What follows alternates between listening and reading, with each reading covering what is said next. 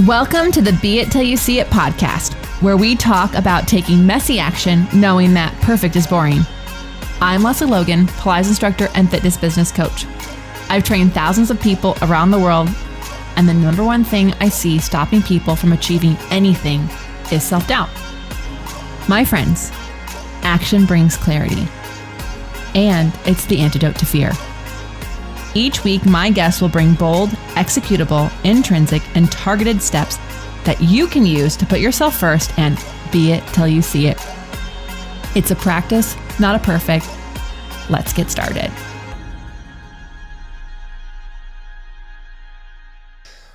Welcome back to the Be It Till You See It interview recap, where my co-host in life, Brad, and I are going to dig into the entrepreneurial conversation I had with Kareen Walsh in our last episode. If you haven't yet listened to that interview, well, you can pause this. You can find it, listen to it, and just put this up in the queue next. There's like a way to go play next. Or you can listen to this, go listen to that one, or you can start any order you want. This is your life, and we are just here to help you be it till you see it.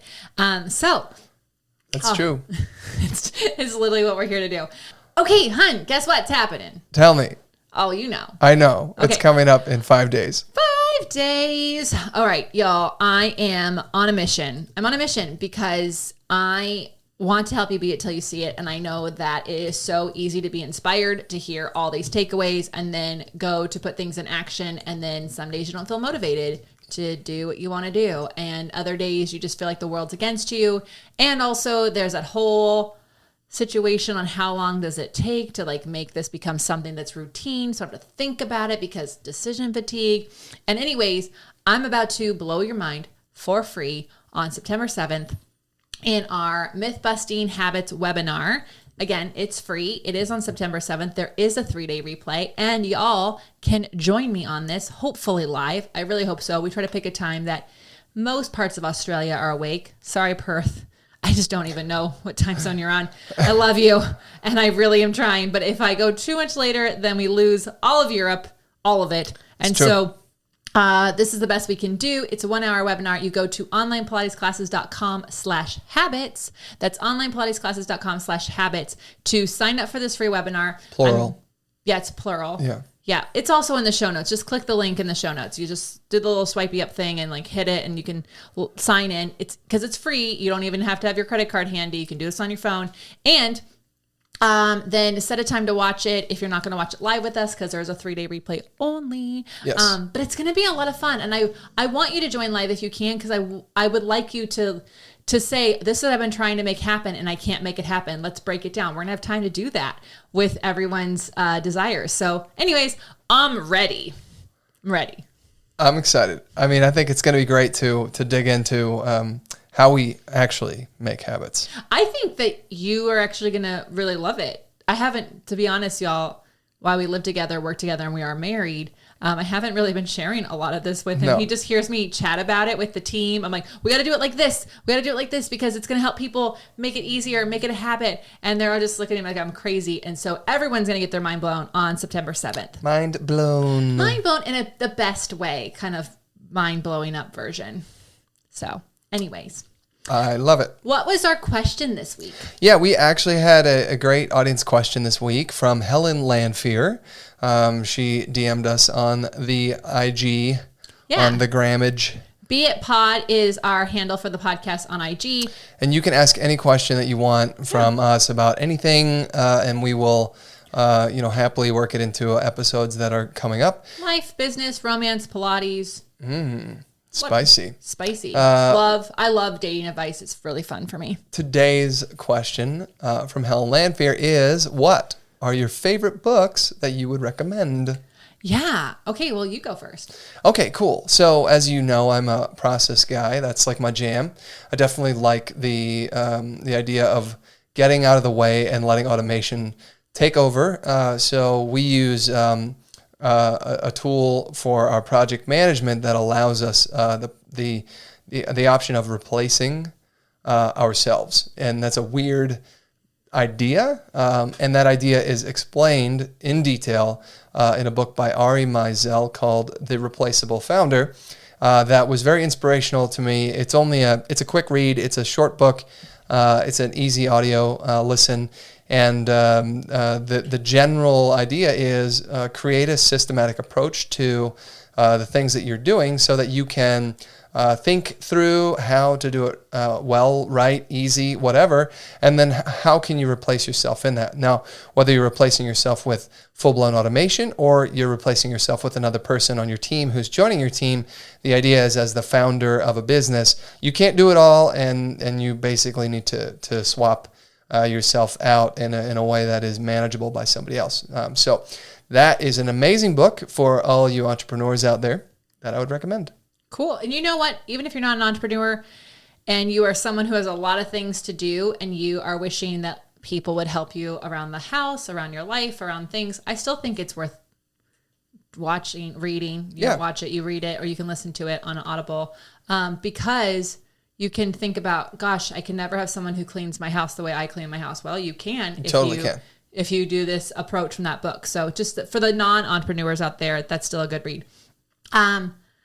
Okay, well, I have a few books because I love to read. She does. She reads all the time. I'm usually reading between 2 and 3 books at one time. So first up, Breathe, James Nestor, You're Welcome.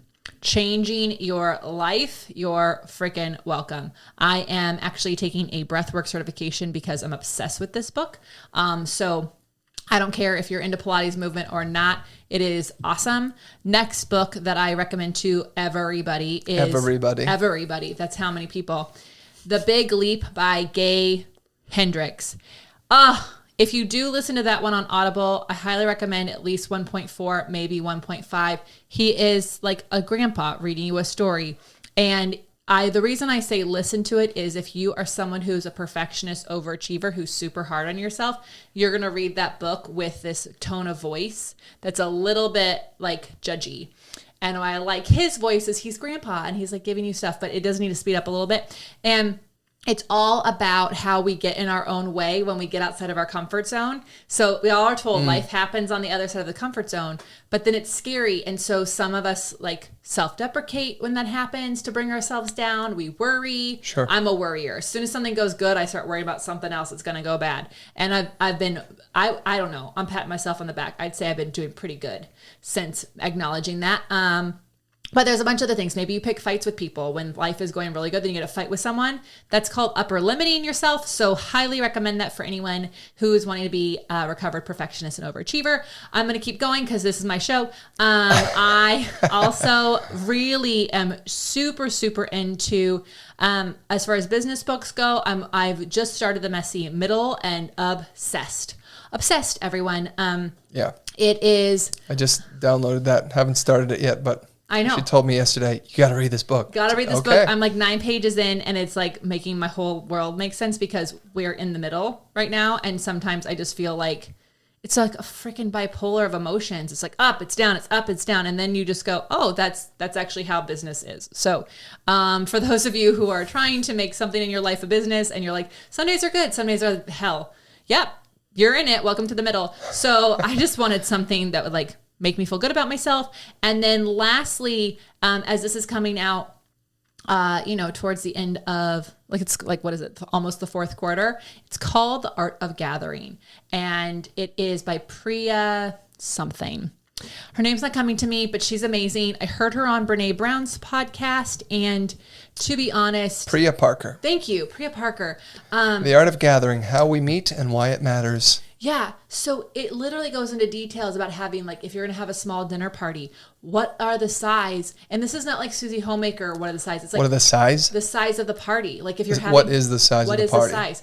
Like if you're going to have people over for a home dinner party, the size does matter. Too small and it's like a double date. Too big and now it's a party. And then there's different things. And it goes over like how to be a good host, because if you're not a host, someone will become a host because it's just how human beings are. And that can upset the apple cart. And just she shares all these different things. She also has I'm going to put this out there. Priya, if you're listening, or if anyone knows Priya Parker, don't tell her I didn't know her last name. Anyways, I want her on this show because I really, she has this incredible life, y'all. She was raised by two, like her parents got married, but they like on religious reasons get along on no levels. Like one of them was raised like from India, so like doesn't eat meat. Her dad's from the Midwest and he's like super Christian, and like somehow they got married, and then she became this like negotiator for the government because obviously like she grew up in like a household that had been negotiated all the time. And so she wrote this book and she shares some personal stories. And I don't care if you're in business or just someone who wants to have people over your house. Great book. Cool. Okay. That's my list. Amazing. Thanks for that question. Yeah, that's a great list. I'm in. Yeah. All right, we'll make sure to put all the links to those in the show notes, so you don't have to worry about writing them down or kicking the table. Or anything else like that. Sorry, I kicked the table. All right, let's talk about Kareen Walsh here. If Jedi Knights were real, Kareen Walsh would be one of them. She has this uncanny ability to envision the possibilities around any venture that you map out with her. She uses that foresight with her clients, whether coaching one-on-one or working with $1 trillion company. Yes, I said trillion with a T. She works with more than one, to make your life easier and more fulfilling while staying efficient and productive.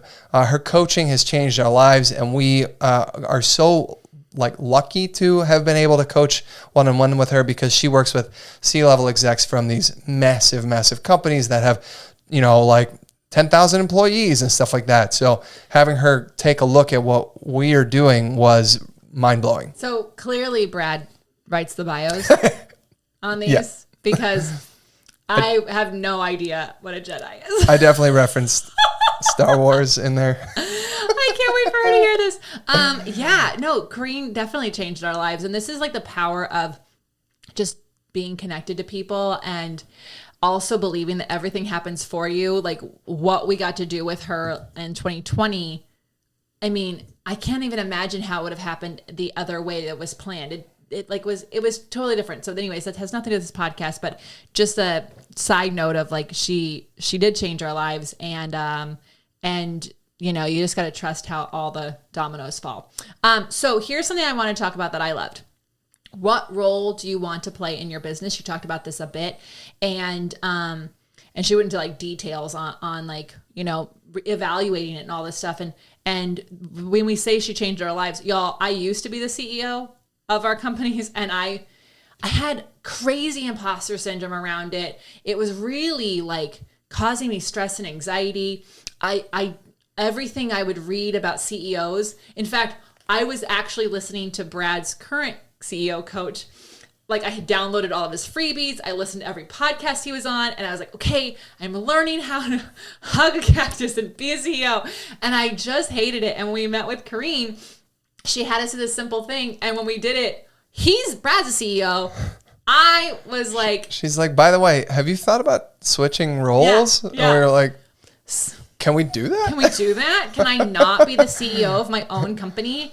And it's so funny because I've now met so many female founders who aren't. They are the visionaries. And so I left that meeting being the CPO, and that felt really good. CPO stands for Chief Product Officer. Mm-hmm. Or we call it Chief Police Officer because that just sounds like more applicable. And anyways, I changed my role this year. When did you do that? Just like a couple weeks ago, actually. Like maybe a month ago. I was just like evaluating how things felt in my body and how the business felt. And then I heard that Simon Sinek said there should be a CVO. And I was like, tell me more. I'm already interested. Chief Visionary Officer. I'm like, that's exactly what I do. And I am stoked about it. So it's so, no matter how big or small your business is, pick the title that makes you feel like you can show up and shine. No, don't pick the one you think you deserve. Pick the one that makes you feel like you can show up and shine. And that's what I'm just so glad she brought that up. What did you love that she said? Yeah. Well, I just wanted to comment on that a little more. I definitely, if you are a small team or a one-person team, the idea here is you don't need to wear all the hats. Again, going back to my book reference, you don't have to be the website builder and the video editor and the, instructor and the, finance person, all that kind of stuff. You can definitely switch roles and, become something that actually lights your fire inside of your business. And so it was a weird permission structure. I mean, it sounds so obvious when you're talking about it like this, but we were stuck in this preconception that, well, Lesley started the company, so therefore she's clearly the CEO. And then my history, my background is operations, so I must be the COO, and what we identified was that wasn't serving the business. And it was easy. It made way more sense to literally change hats, and then that allowed us to immediately begin restructuring workload and changing things out. So it was a major change for us, and it actually made life easier for both of us. 100%. And move the business forward. So yeah, it leaps and bounds. Yeah. Cool. I really loved, actually, you just literally hinted at it. Kareen said an annual evaluation.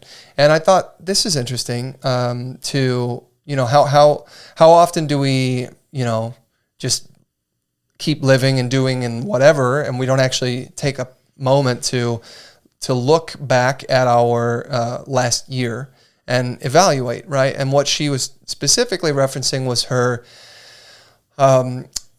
she had a very explosive corporate career prior to becoming an entrepreneur and doing all these amazing things she's doing now. She, at a very young age, in her early 20s, was like jumping the corporate ladder with leaps and bounds. And she said how she did that was she was definitely not. She never felt stuck in a position, right? She was like, is the position I'm in, is the role I'm playing, is it serving me? Have I learned what I need to learn from it? Have I outgrown it? Have I mastered these things? What would I like to be learning next? And what is the opportunity that would provide the learning that I want, right? And so it wasn't this like, hope that they give me a raise and maybe I'll get more responsibility and I'm on this career path of 10, 20, 30 years. No, she was extremely aggressive and in that. And when she felt that she had gotten everything that she needed out of the role, she started figuring out how to move on and move up. And so she changed companies. She moved around the country. She moved from San Francisco to New York, did all these kinds of things. And I think they moved to Colorado in there somewhere. Anyway, they were not they weren't stuck. And I thought that was really incredible I think that it's worth putting this on your calendar as an annual event. Now, whether that's over the New Year's or whatever, but there needs to be a moment of reflection, looking back on what it is you're doing. Why are you doing it? Are you still doing it for, the reasons that you were doing it the first time? Because we change, life changes, situations change, that affects everything. And looking at, is this still serving me? What would I rather be doing? Yeah. It's just such a good thing. And I when I've heard her story a few times now, between her podcast, our podcast, and just knowing her, she had this natural drive to go, okay, I've gone as far as I can here. I gotta go on. And I think a lot of times we tend to wait. We're like, oh, what's going to happen? Maybe I should wait. Or I see a lot of people waiting to be kind of almost recognized or promoted to something that it's not there. And there's reasons to continue waiting. Maybe the reflection, you're like, I'm not ready to move on. I'm not ready to move. I'm not, and that's also fine too. But so important that it's an annual evaluation, because otherwise, I don't think that I would have stayed in my old job as long as I had stayed, were I evaluating every year, because I probably would have gone, who am I anymore? I don't even know myself. I can't believe what path I'm on right now. This doesn't fit me, doesn't serve me. But the only thing I could see was I got a paycheck here and I need to pay my bills and I have debt, so I've got to stick around because this is a secure income. Oh my God, can you imagine if people did this in relationships and stuff? Because I think my previous relationship, had I done an annual evaluation, I probably would have been whew. Yeah, and I think maybe we don't sign that lease together. yeah. Well, and I think if you're a fitness instructor, which I know a lot of you are listening to this, maybe it's like group classes, and you're like, I don't really enjoy these, so you can stop. Maybe it's teaching out of your home. Maybe it's teaching, maybe you're driving to somebody else's house to teach them. Maybe it's one specific client is no longer serving you because they're insane and they cause you a ton of stress. Like, I don't know what it is, but when you take a closer look at what you're doing, why you're doing it, is it still serving you? Yeah. So, I'm into it. I thought it was powerful. I hope if you listen to this and you decide to do an annual evaluation for your life, I definitely want to know, and I want you to set the date, screenshot it, make sure it says repeat, and it has it on there. I mean, there's another girl that I've been wanting to have on the podcast who has an evaluation that she does monthly, and it really, because it's, and I won't give it away, but there's just different ways to do it. So pick one, whether it's Kareen's or someone else you love, and do it so that you're not just like waking up one day going, whoo, it's been 4 years at this job and now I have no idea where I want to go. All right. Well, finally, let's talk about the beit action items that you discussed with Kareen. What bold, executable, intrinsic, or targeted action items can we take away from that convo? I'm going first. Do it. My biggest takeaway was, we just kind of talked about it a little bit, but it's taking a pause. She talked about taking a pause and using her retrospective exercise, which, by the way, is in the show notes. So click on it because she has some great freebies, y'all. Just like dive in. I don't care, entrepreneur or not, go through it because her retrospective exercise is something that I use. It's a great tool. I almost use it weekly sometimes because it involves celebration, and I'm really big on that right now. And also just being aware. So I kind of do it as a weekly thing and also like on a monthly thing that goes with a year. It's a whole thing that I do. But anyways, have fun. She's got a free PDF you can download. It's in the show notes. And it allows you to, it's kind of a guided process of reflecting like we were just talking about. Yeah. So anyways, and also just taking a pause. We just came back from a Maui trip, and it's so good to just get out of your routine, get out of your regular four walls, and just take a moment to see what you miss, to see what you really like. And there's a lot that happens in pauses. Like I get the best ideas, not like head down in my computer, kind of a thing. What did you like? What was your BA action item you want to talk about? So she said at the very end, being it is truly showing up in your truest version of yourself. And the way she said it, I was like, yeah, that. And then I was thinking about it, I was like, what the hell does that mean? Right? Like what does it mean to show up in the truest version of yourself? I just want to say, I think like a lot of people listening probably heard that. And I agree. It's like, yes, absolutely. Be the truest version of yourself. But I think sometimes we nod our head at that and go, absolutely have to be myself. I have to be the truest version of myself. But then it's like, well, what is the truest version of myself? And for me personally, I find it a little harder to identify like, this is who I am, concrete in the sand.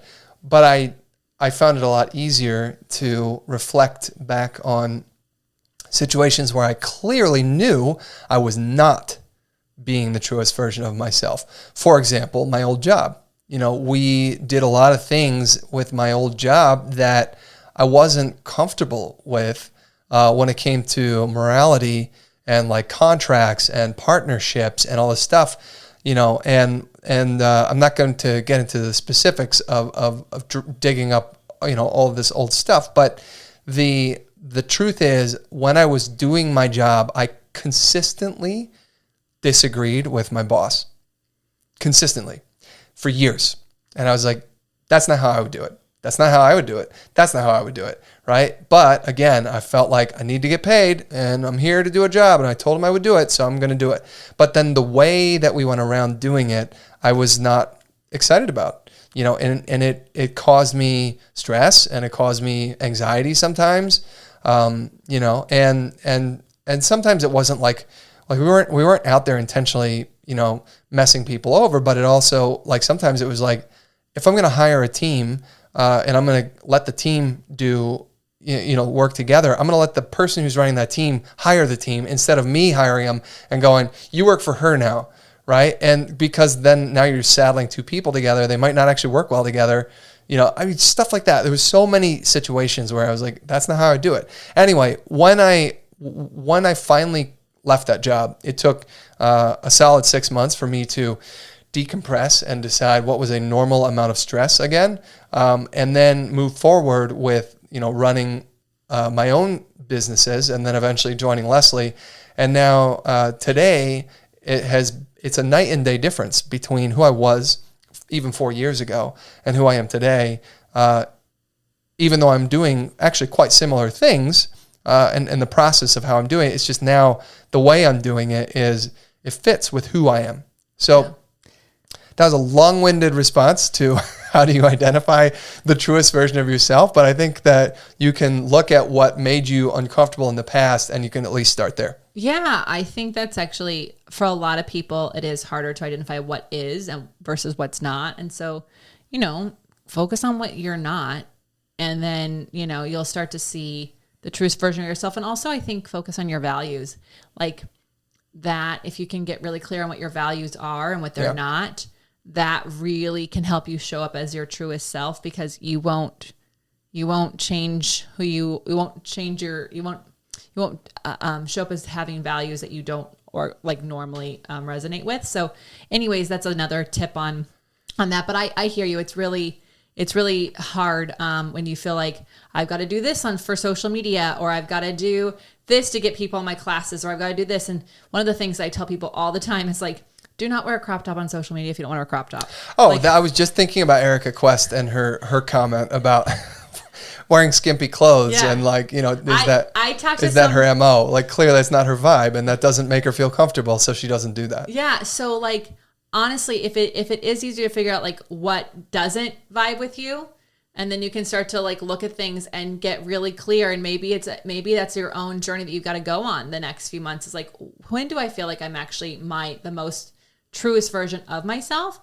Yeah. Rob Max, Happiness Hills and Valleys. It's the same thing with what you can do, the same thing with like when do you feel like you're your truest version of yourself? So think about people in your life that when you show up, do you feel like you have to put on a show, or you feel like you have to be somebody else? And then people on places in your life where you feel like you are the most version of yourself. And then just start to identify what those are so that you can go on this exploration of feeling what that is. Because I agree with Kareen, being it is truly showing up. Yeah, you know what? I didn't even think of the family context, but I bet that is way more relatable to most people than a work context.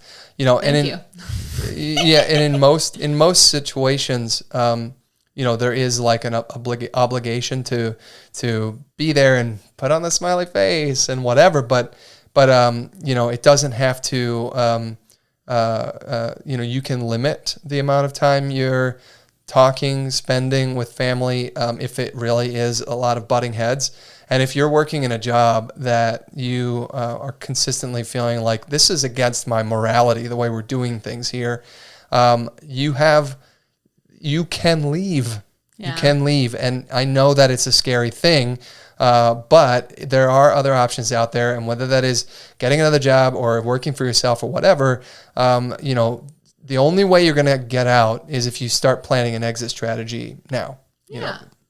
Well, this is so fun. I thoroughly love talking to Kareen. I was honored that she would say yes. And y'all, there's so many different ways you can connect with her.